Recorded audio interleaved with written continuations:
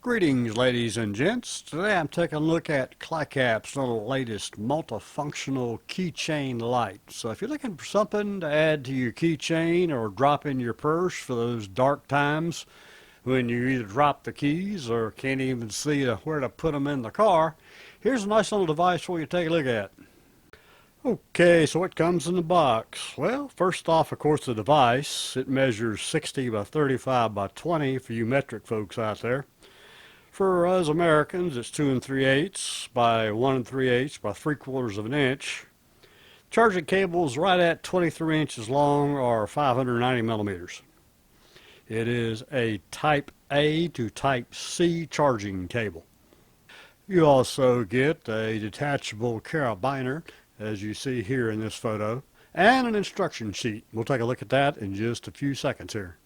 The unit comes with two independently controllable light sources. There's two LEDs that are paired in the front, and a chip-on-board floodlight is on the top. The two switches are mounted just above the floodlight. There is a magnet on the bottom of the light, and on the very bottom, of course, is a place you can hook your carabiner in there or another type keychain attachment. The unit is fully rechargeable with its own self-contained and provided lithium-ion battery. Here's a close-up view of the light showing the top with the floodlight. The two switches are shown, of course, right above the floodlight. On the bottom we have a clip, like a hook on your belt, and the charging port is shown there down below. Looking at the light from the front, we see the two front-mounted LEDs. Looking at the light, again in this case, to take a look at the charging infrastructure. Here is the charging port exposed by a rubber tab to protect it from moisture. When the light is plugged in and charging, you get the red indicator LED indicating that it's charging. When it's completely charged, it switches over to a green LED indicating the light is fully charged.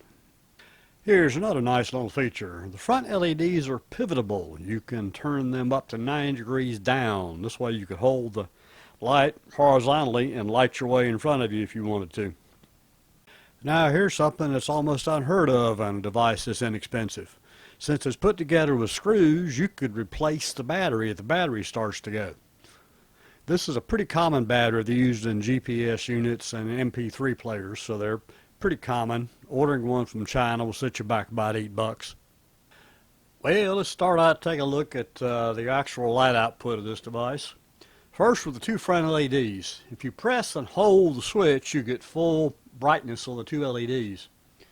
In the case of the top light, same thing. If you press and hold the switch, you get full output until you release the switch. Now, as to why, of course, I'm turning the light on its side, obviously the chip-on-board light is in the same plane, of course, as the switches. So when I turn the light on, I'm going to get the bright light right back in my face.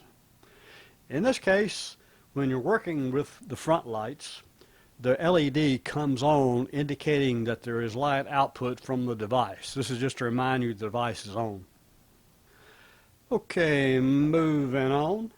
The device has 4 separate lighting modes with the two front LEDs. First is full brightness, then a medium brightness, then a low brightness, and then an extra low brightness.